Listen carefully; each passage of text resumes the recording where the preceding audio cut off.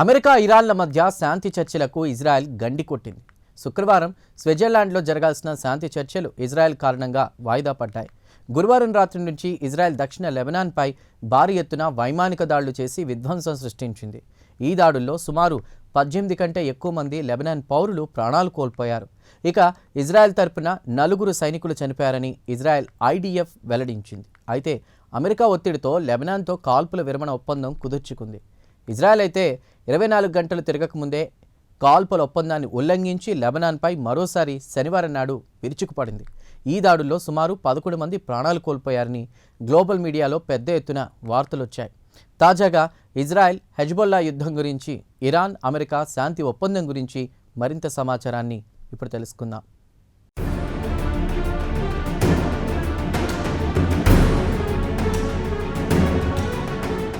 America ఇరాన్ల మధ్య శాంతి చర్చల ఒప్పందానికి ఇజ్రాయెల్ అదును చూసి దెబ్బకొట్టింది. శుక్రవారం స్విట్జర్లాండ్లో జరగాల్సిన శాంతి ఒప్పందం వాయిదా పడింది. ఇక శాంతి ఒప్పందం ఇజ్రాయెల్కు సుతారం ఇష్టం లేదు. దీంతో గురువారం రాత్రి నుండే ఇజ్రాయెల్ దక్షిణ లెబనాన్పై వైమానిక దాడులు చేసింది. హెజ్బొల్లాకు గట్టి పట్టు ఉన్న బెక్కా వ్యాలీపై దాడి చేశామని ఇజ్రాయెల్ ప్రకటించింది. హెజ్బొల్లాలపై జరిపిన దాడిలో కనీసం 18 మంది హెజ్బొల్లా ఫైటర్లు ప్రాణాలు కోల్పోయి ఉంటారని ఇజ్రాయెల్ తెలిపింది. అయితే హెజ్బొల్లా దాడిలో 4 ఇజ్రాయెల్ సైనికులు ప్రాణాలు కోల్పోయారు. దీంతో ఆవేశంతో ఇజ్రాయెల్ దక్షిణ లెబనాన్పై భారీ ఎత్తున దాడులు చేయడం మొదలుపెట్టింది. ఇక శుక్రవారం పొద్దుపోయాక ఇజ్రాయెల్ లెబనాన్ల మధ్య కాల్పుల ఒప్పందం కుదిరింది. అయితే 24 గంటలు గడవకముందే మరోమారు ఇజ్రాయెల్ శనివారం నాడు దక్షిణ లెబనాన్పై వైమానిక దాడులు చేసింది. ఇక ఈ దాడిలో కనీసం 11 మంది లెబనీస్ పౌరులు ప్రాణాలు కోల్పోయి ఉంటారని లెబనాన్కు చెందినటువంటి ప్రభుత్వం న్యూస్ ఏజెన్సీ వెల్లడించింది.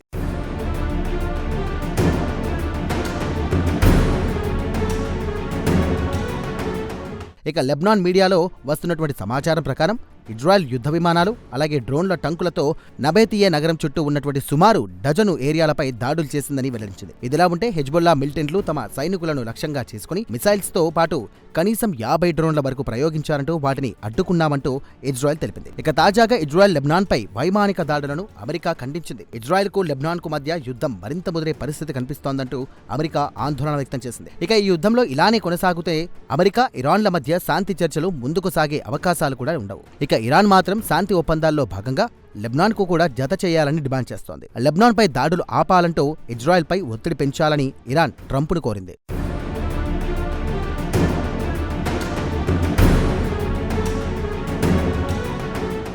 ఇదిలా ఉండగా తాజా పరిణామాల నేపథ్యంలో లెబనాన్పై వైమానిక దాడుల గురించి చెప్పడానికి ఇజ్రాయెల్ నిరాకరించింది. అయితే శుక్రవారం నాడు ఇజ్రాయెల్ మిలిటరీ అధికార ప్రతినిధి మాట్లాడుతూ కాల్పుల ఒప్పందానికి ఇజ్రాయెల్ హెజ్బొల్లా అంగీకరించిందన్నారు. అయితే ఇజ్రాయెల్ ప్రధానమంత్రి బెంజమిన్ నెతన్యాహుపై స్వదేశంలో ఒత్తిడి పెరుగుతోంది. ఇక వెంటనే హెజ్బొల్లా మిలిటెంట్లను నామరూపాలు లేకుండా చేయాలంటూ ఇజ్రాయెల్ ప్రజలు కోరుతున్నారు. ఇక హెజ్బొల్లాకు ఇరాన్కు చెందిన షియా ముస్లిం రాజకీయ పార్టీల మద్దతు పుష్కలంగా ఉంది. ఇక హెజ్బొల్లా విషయానికి వస్తే ఒకవేళ దక్షిణ లెబనాన్ను ఇజ్రాయెల్ ఆక్రమించాలని చూస్తే ఇజ్రాయెల్పై దాడుల జోరును పెంచుతామంటూ హెచ్చరించింది. ఇక ఈ వారం ప్రారంభంలోనే ట్రంప్ ఇజ్రాయెల్ ప్రభుత్వాన్ని వెంటనే లెబనాన్లో మిలిటరీ ఆపరేషన్ నిలిపివేయాలని ఆదేశించారు. అమెరికా ఇరాన్ల మధ్య శాంతి చర్చలకు గడ్డి కొట్టాలని చూస్తున్నారంటూ ట్రంప్ ఇజ్రాయెల్పై మండిపడింది. అయితే మరోసారి ట్రంప్ వాషింగ్టన్లో ఎయిర్ ఫోర్స్ 1 జెట్ను ఆవిష్కరిస్తూ ఇజ్రాయెల్ ప్రధానమంత్రి బెంజమిన్ నెతన్యాహు ప్రశంసలతో ముంచెత్తారు. నెతన్యాహు యోధుడు అని ప్రశంసించారు.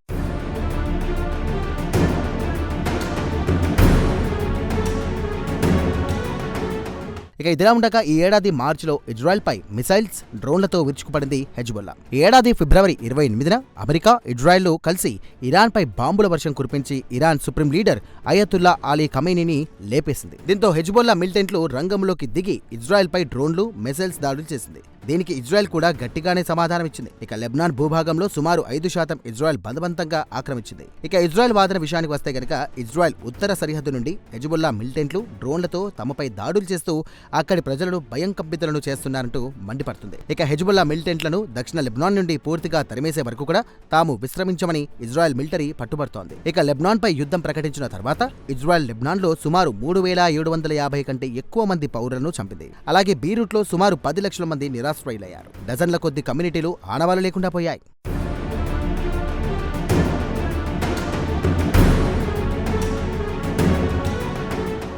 ఇదిలా ఉండగా అమెరికా ఇరాన్ల మధ్య శాంతి చర్చలకు అమెరికా తరపు ప్రత్యేక దూత స్టీవ్ విట్కాప్, ట్రంప్ అల్లుడు జేరెడ్ కుష్నర్లు స్విట్జర్లాండ్కు బయలుదేరారు.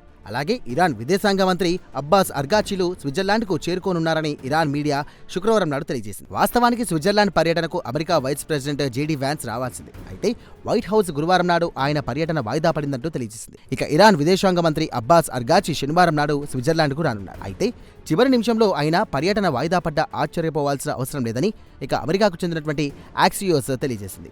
అయితే విశ్వసనీయ వర్గాల సమాచారం ప్రకారం చూస్తే కనుక అబ్బాస్ అర్గాచీ తన సన్నిహితులతో మాట్లాడుతూ ఇజ్రాయెల్ లెబనాన్పై దాడులు నిలిపితేనే శాంతి చర్చలు ముందుకు సాగుతాయని లేదంటే ఆగిపోతాయని అన్నట్టు యాక్సియోస్ వెల్లడించింది. ఇదిలా ఉండగా ఇరాన్ విదేశాంగ మంత్రి అర్గాచీ శనివారం నాడు టెహ్రాన్లో పాకిస్తాన్ ఇంటీరియర్ మినిస్టర్ మొహసిన్ నఖ్వీతో భేటీ కానున్నారంటూ చెబుతున్నారు. ఇదిలా ఉండగా ఇరాన్కు చెందినటువంటి న్యూస్ ఏజెన్సీ ఇర్నా కూడా నఖ్వీ శనివారం నాడు టెహ్రాన్లో సీనియర్ ఇరానియన్ అధికారులతో భేటీ కానున్నారంటూ వెల్లడించింది. ఇరాన్కు చెందినటువంటి ప్రభుత్వ మీడియా కూడా అమెరికా ఇరాన్ మధ్య చర్చలకు సంబంధించి చర్చల కోసం నఖ్వీ టెహ్రాన్ వచ్చారంటూ తెలియజేసింది. కాగా బుధవారం సాయంత్రం America president Trump, Iran president Masoud Pezeshkian ఎంఓయూపై ఎలక్ట్రానికల్ సంతకాలు చేశారు.